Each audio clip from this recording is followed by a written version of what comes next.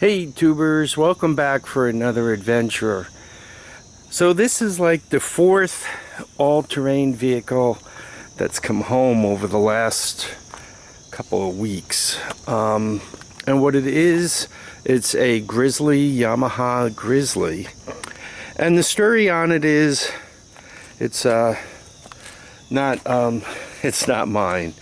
A friend of mine asked me to fix it. It has no spark, and when you put the fuse in, and it looks like the main fuse that goes between the battery and the key switch, it pops that fuse. So my plan for it was, I built a one of those portable CDI boxes, and I was just gonna, kind of give that to him, and we were gonna put it on here, and all was gonna be good. But with the preliminary work I did with it, it appears as if the pulse generator has an open circuit. And we'll be going through this in a lot more detail. The red and the white wires go to the pulse generators. The brown and the green wires go to the AC coil that powers the CDI. So it'd be easy to put a pit bike ignition on this. It's got all the right wires. The pulse generators looks like it works. I would just put the white wire to ground, obviously the green wire to ground. That orange wire goes where the red and black go, and the red wire is input to the CDI box for the pulse generator. But anyway, I did a couple of quick checks on it, and it came out that it was open circuit.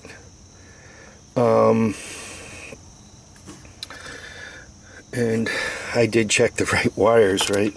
One time I spent all this time poking around with this, and instead of being on the engine side of the plug, I was on the other side of the plug. So, you got to try to do this work when you're awake. But anyway, it appears as if that's where the problem is, and that means all these side covers need to come off, and I need to figure out what's going on in there. And that's kind of not the stuff you do as field work, because once you get inside, if you need to do more, I find something else wrong, right? Maybe, well, whatever I find else is wrong in there, right? If I need more parts or whatever, right? Do you completely put it together? He lives a couple of 100 miles, 250 miles away from me, so it's not like the kind of thing you could say, I'll be back in 10 days when I get the parts, right? Those trips are not trivial.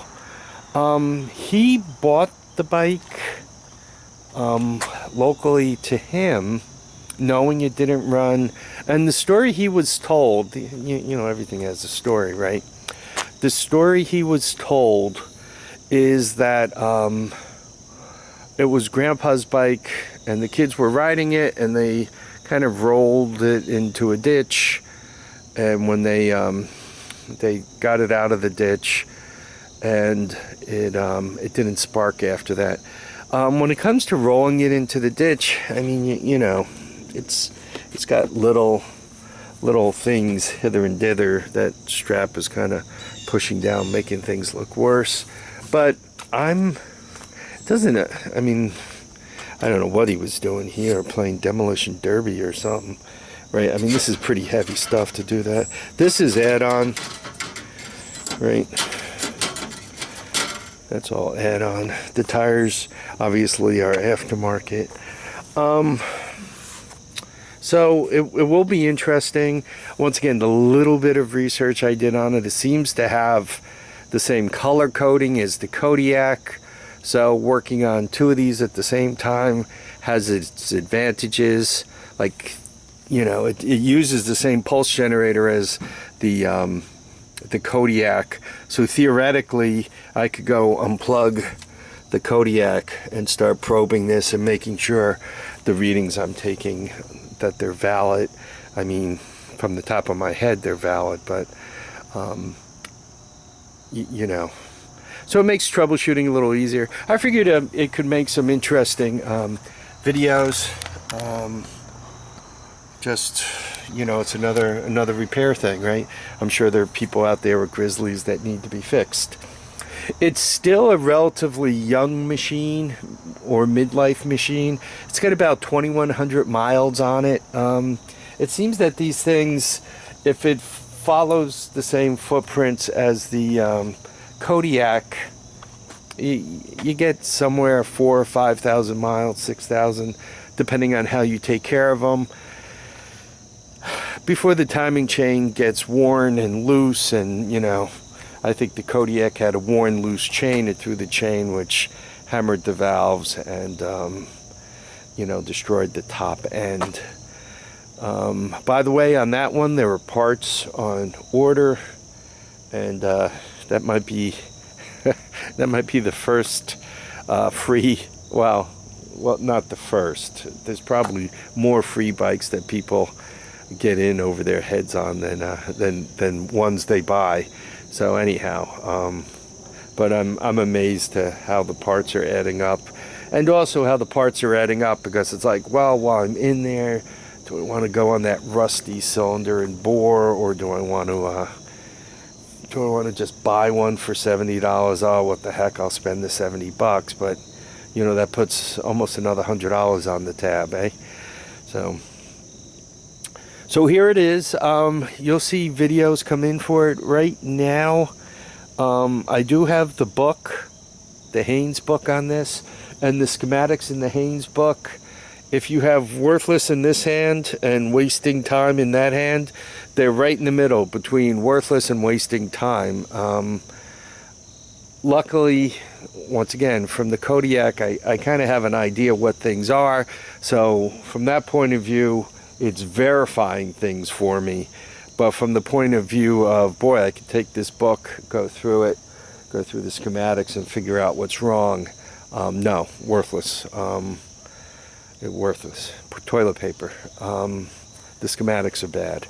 So we just going through that. Hopefully there's some better ones on the internet, though. I kind of think I have everything I need to now. What else do I have to say about this thing? Probably nothing, so I should probably be quiet and let you guys sign off, and you know, give me a thumbs up, and you know, subscribe, and tell me how happy you are to watch my videos, and you look forward to seeing the next one on this. Anyway, I want to thank everybody for watching and commenting and subscribing. Will you please keep your feet down, keep your heads up, and get out there and buy some machines. I can't keep bringing them home like this. I'm drowning in these things. All right, take care now. Bye.